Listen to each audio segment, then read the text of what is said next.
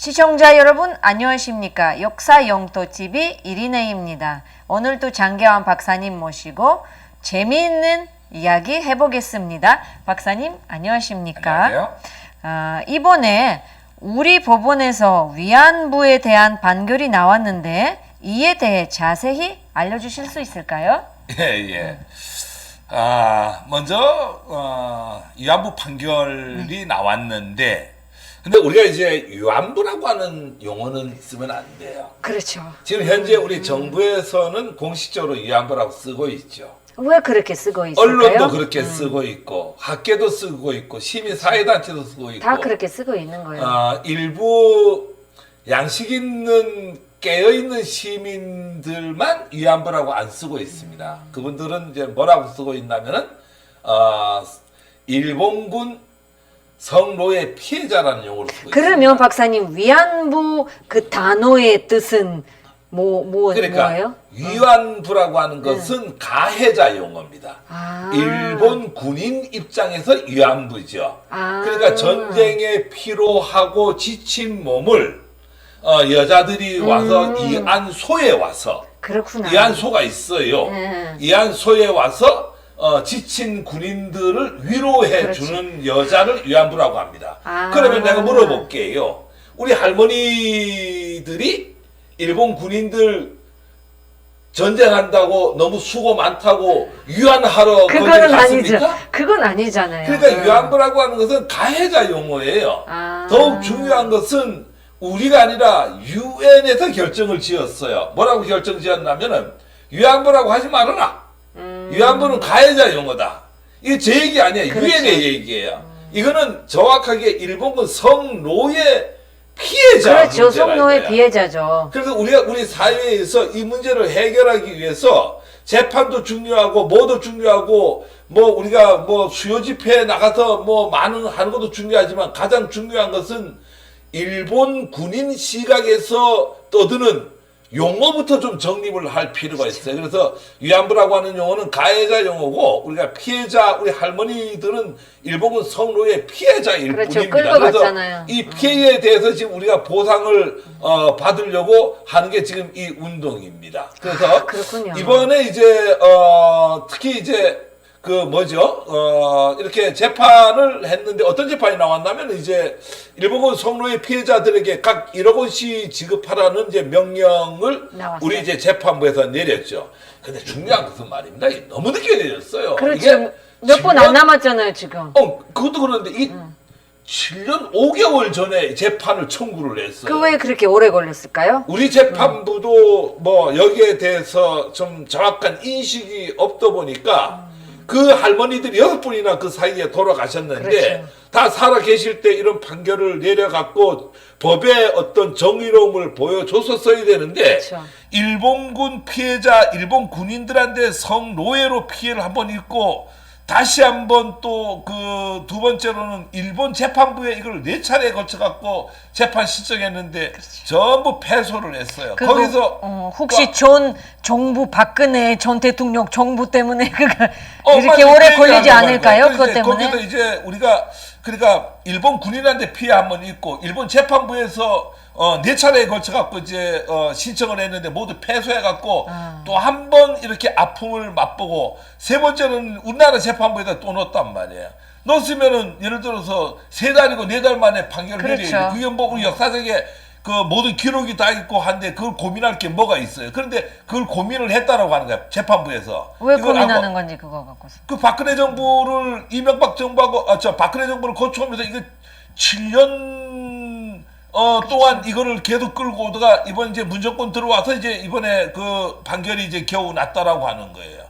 그래서 이런 문제들이 너무나 이제 심각하게 이렇게 너무 심각하네요, 진짜. 얽혀 있습니다. 그래서 이런 부분들은 우리 재판부도 좋은 판결을 내려서 감사하지만은 좋은 판결을 내리기 전에 이렇게 시간을 7년이나 이렇게 끄는 거에 대해서는 그렇죠. 재판부도 어떤 민족의 이름으로 봤을 때는 반성을 해야 되지 않나 저는 이렇게 생각을 합니다. 맞아요. 아우 저도 예, 예. 너무 심각하다. 지금 7년이라는 예, 예. 기간이 보니까. 예, 그렇습니다. 그러면 예, 예. 일본은 이 판결에 대해서 항소를 하지 않고 국제사법재판소에 가져가려고 하는데 이렇게 되면 어떻게 되나요? 혹시? 예, 이게 지금 많은 사람들이 이제 언론을 통해서 뉴스를 보면은 일본이 반발하고 있다라고 하는 그쵸. 것은 이제 잘 아실 거고요. 그 일본이 이제 반발을 하다 보니 일본이 반발하는 이유는 간단해요. 뭐 저 제일 밑에 이 글이 나와 있는데 1965년도에 이제 우리는 일본과 국교를 정상화합니다. 그러니까 45년까지 일제 강점기 네. 시절이 있다가 미군이 이제 3년간 우리를 통치를 하고 그 이후에 이제 우리가 정부가 48년도 8월 15일 날에 수립이 되죠. 그랬다가 이제 65년도에 이제 일본하고 공식적으로 이제 국교를 수립을 합니다. 왜 국교를 했나요? 나 국교 같았으면 안 수립을 해지. 했죠. 저 같았으면 안 해요. 네, 그 이제 원래 하지 말아야 되는데 다음에 한번 이제 국교 수립에 관련된 얘기 별도로 하고 그걸 이제 국교 수립을 할 때 이제 한일 기본 조약을 이렇게 맺게 되는데 한일 기본 조약을 이제 맺을 때 어떤 일이 거기서 일어나냐면은 이제 모든 국가 간의 청구권은 이걸로 이제 끝낸다 이렇게 그랬다는 건데. 그러니까 이제 이번 일본이 이제 반발하는 게 그때에 우리가 했었는데 국가가 청구를 해갖고 개인 청구권 안 하는 걸로 개인 했는데, 청구권을 안 하는 걸로 해갖고 이미 우리가 보상을 국가에다 해줬는데 왜 이번에 이렇게 하느냐 이게 이제 일본이 반발하는 거죠. 그렇군요. 근데 거기에 대해서는 이제 우리가 뭐 할 말이 너무나 많아요. 가장 중요한 것은 박정희 대통령이 그 당시에 이제 이렇게 청구권을 개인 청구권을 안 하겠다라고 이렇게 해갖고 이제 한일 기본 조약을 맺었는데 중요한 것은 이제 우리 성노예 피해자 할머니들이 국가에다가 내가 피해를 입은 걸 국가에서 대신하라고 어떤 위임을 해준 적이 있나요, 없나요? 없죠. 없어요. 그래서 그 자체는 불법적 행위고 그렇죠. 일본이 그 한국 정부하고 우리 피해자 할머니 강제 징용을 했던 이 징용자들이라든가 이런 사람들이 위임을 하지 않았다라고 하는 것도 너무나 잘 알고 그렇죠. 있어요. 잘 알고 있으면서도 거기에 대해서 이제 같이 합의를 했다라고 하는 것은 이미 알고 있으면서 합의한 것은 불법이다 이렇게 얘기를 할 수 있고요. 일방적으로 했네요. 만약에 65년도에 그런 식으로 한일 기본조약의 모든 것을 미룬다라고 하면은 그러면은 몇 년 전에 박근혜 정부하고 합의한 거는 뭐예요? 그러게 말이에요. 박근혜 정부하고 합의를 했다라고 하는 것은 65년도에 한일 기본조약에서 맺었던 것들은 잘못됐다라고 하는 걸 인정을 했기 때문에 박근혜 정부하고 다시 하는 거. 다시 한번 합의를 한 거죠. 물론 이제 우리가 그때 합의한 거에 대해서 현 정부나 우리 시민사회단체나 우리 할머니들이나 전 인류가 거기에 대해서는 이제 반대를 하고 이제 거기에 대해서 별로 이렇게 그걸 하지 않지요. 그럼 일본이 이렇게 반발하는 이제 이 법적인 근거는 뭐냐면은 이런 게 있어요. 국제법에 한 국가의 법원이 다른 국가를 소송 당사자로 삼아 그러니까 한국 법원이 일본을 소송 당사자로 삼아 재판할 수 없다. 뭐 이런 어떤 그 주권 면제 원칙이라고 하는 게 있어요. 그런데 이거는 이제 주권 면제 원칙이라고 하는 뭐 이런 개념을 넘어선 인권에 관련된 부분이라고 하는 거예요. 그래서 일본은 지금 이제 뭐 두세 가지에 걸쳐 갖고 이제 이 보복을 하려고 하는데 얼마 전에 이제 우리 그 주1 대사가 강창일 전 국회의원입니다. 네네네. 그분을 이제 임명을 해갖고 어제 임명장도 받았어요. 근데 이제 부임을 해야 되거든요. 부임을 해야 되는데 일본에서는 이제 주1 대사 부임을 못하게 하겠다. 왜 못하게 하는 아니 거죠? 이제 이 문제 때문에 이제 보류하겠다 이렇게 얘기를 하고 두 번째로는 이제 ICJ ICJ는 뭐 국제사법재판소입니다. 네네. 국제사법재판소에 이걸 갖고 가겠다. 뭐 이렇게 지금 그걸 하고 있어요. 어쨌든 일본이 제대로 반발하는 거네요. 예, 그렇죠. 보니까 예, 예. 끝까지 인정은 안 하려고 그러는 것 같아요. 그렇죠. 너무한다, 진짜. 근데 이제 문제는 이제 국제사법재판소에 갔을 때 어떻게 되느냐? 그러니까 어떻게 돼요? 여러분, 국제사법재판소 아무 문제가 없어요. 그거는 눈, 코, 만큼도 걱정할 필요가 없어요. 무슨 얘기냐면은 국제사법재판소를 이제 일반인들이 잘 이해를 못하는데, 국제사법재판소에는 강제관할권이라는 게 있어요. 강제관할권. 강제관할권이라고 하는 건 뭐라니까, 우리가 일반적인 문제는 국제사법재판소에 가서 이제 둘이 판결을 받아갖고 그 판결 내용에 의해서 이렇게 따라야 되는데, 강제관할권이라고 하는 것은 국가가 그래 너네가 무조건 이렇게 국제사법재판소에서 결정 내리는 것에 대해서 무조건 따르겠다라고 하는 거는 별도 가입을 해야 돼요. 아, 그렇군요. 그 지금 그 200개 유엔 국가 중에서 강제 관할권에 가입한 나라는 67개 나라뿐이 없어요. 우리는 가입돼 있어요? 우리는 가입이 안 돼 있습니다. 아, 그러면 일본은?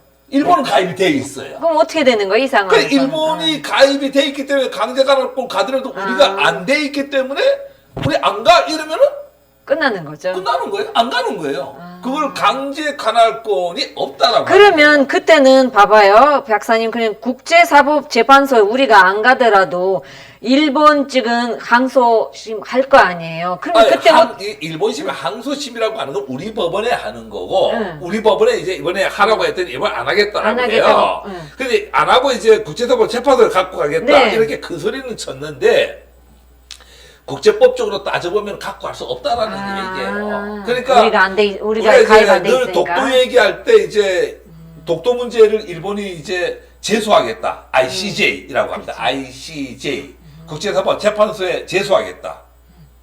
우리는 하려면 해라. 아, 왜? 똑같은 상황이에요. 예, 우리는 강제관할권 배제가 돼 있는 국가예요. 그러니까 200개 국가 중에서 강제관할권을 받아들인 나라는 67개 뿐이 없어요. 그 나라는 이렇게 상호간에 제소를 하게 되면은 서로 강제관할권에 의해서 이제 판결에 의해서 정리해야 됩니다. 근데 이제 대부분의 뭐 미국도 안 돼 있고 대부분의 이제 유럽 국가 선진국들은 강제관할권에 다 그러면 박사님, 이제 우리가 어쨌든 나왔잖아요. 판결이 나왔잖아요. 예, 예. 이렇게 국제사법 뭐 재판통에서 아무 뭐라 해야 되나 결과가 안 나올 거잖아요. 예. 그러면 일본은 어떻게 해야 돼요? 그 돈을 1억씩 지급해야 되잖아요. 그럼 근데 만약에 지금은 일본 측은 난 안 하겠다. 그러면 어떻게 안 하겠다라고 하면 이제 일본의 자산들이 이제 우리나라에 많이 있죠. 거기에 대해서 이제 우리가 압류를 붙여갖고 강제 집행도 어쨌든 방법이 있네요. 할 수 있고. 근데 가장 중요한 것은 이제 상징적인 문제가 이제 가장 우선이고요. 즉 무슨 얘기냐면은 이제 재판 판결에 의해서 대법원까지 최종적으로 난다라고 하면은 우리 법에 의해서 강제적으로 성노예 피해자라고 하는 부분이 명쾌하게 국제사회에 알릴 수가 있다라고 하는 그렇군요. 어떤 부분이 이제 되게 중요하고, 두 번째로는 일본의 자산이라든가 강제징용 문제는 이제 뭐 신일본 제철이라든가 몇 가지 미쓰비시라든가 있으니까 그쪽 회사의 자산에 대해서 우리가 이제 강제 집행을 할 수가 있는데, 이 성노예 피해는 일본 정부가 저지른 만행이란 말이에요. 그럼 이거는 일본 자산이 한국에 남아 있는 것들이 있어요. 거기에 대해서 이제 압류, 가압류 같은 걸 붙여갖고 다행이에요. 그거를 이제 갖고 강제 집행을 이렇게 해야 되지 어쨌든 않느냐. 받을 수 있겠네요. 예, 예. 그러면 앞으로 이 문제를 우리 어떻게 해야 하나요?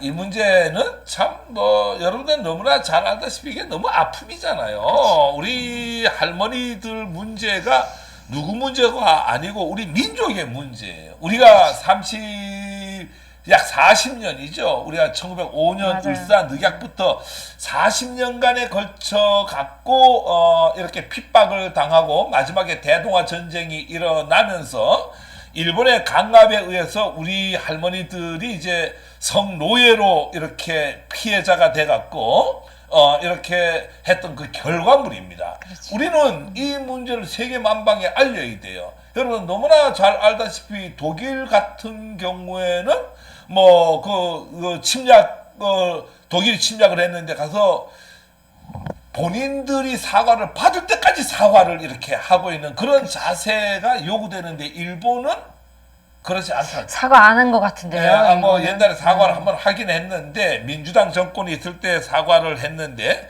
가장 중요한 사과라고 하는 것은 피해자가 됐다 할 때까지 하는 게 사과예요. 그렇죠. 두 받아들일 번째로는 때까지. 받아들일 수 있는 어떤 사과, 그거는 단순하게 말로 하는 게 아니라 진정한 전 국민의 마음으로 해야 되고 때로는 그렇죠. 피해에 대한 물질 보상으로 해야 되고 이런 건 모든 게 끝났을 때 역사적 심판에 의해서 이게 정리가 되는데 지금 이 문제는 판결이 나서 우리가 1억 원을 지급하라라고 해갖고 1억 원을 받는다고 해갖고 이 문제가 해결되는 건 아니에요. 그 물적 보상입니다.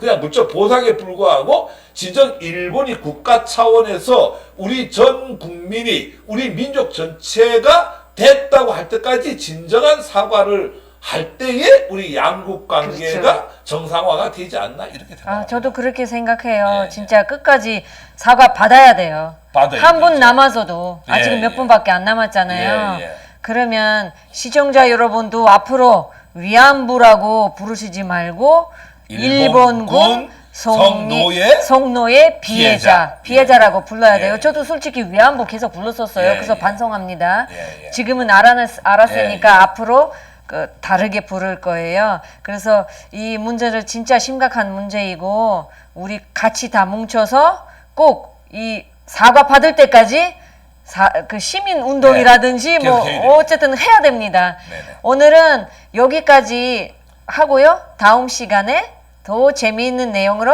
만나 뵙겠습니다. 감사합니다.